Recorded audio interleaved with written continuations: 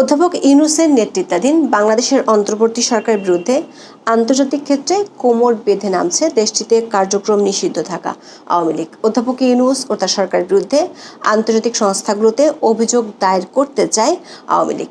সে লক্ষ্যে এরই মধ্যে সংগঠনটি একাধিক ল ফার্ম বা আইনি সহায়তা প্রতিষ্ঠান এবং লবিস্ট ফার্ম নিয়োগ করেছে।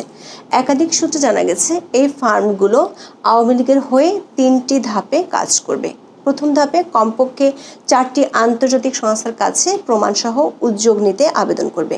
এর অংশ হিসেবে 8ই আগস্ট ব্রিটেনের একটি ল ফার্ম আওয়ামী লীগের নিষেধাজ্ঞা আরোপের বিষয়টি গুরুতর মানবাধিকার লঙ্ঘন হিসেবে ব্যাখ্যা দিয়ে জরুরি পদক্ষেপ নেওয়ার জন্য জাতিসংঘের 2টি সংস্থার কাছে আবেদন করেছে।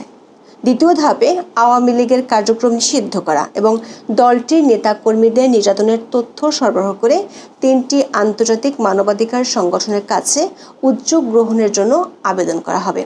সবশেষ ধাপে গোপালগঞ্জের ঘটনাসহ বেশ কয়েকটি ঘটনায় মানবাধিকার লঙ্ঘনের ঘটনা প্রমাণ আন্তর্জাতিক মানবাধিকার সংস্থাগুলোর কাছে তুলে ধরে তাদের মাধ্যমে ইন্টারন্যাশনাল ক্রিমিনাল কোর্ট বা আইসিসির প্রসিকিউটরের কাছে অভিযোগ জমা দেওয়ার জন্য কাজ করছে।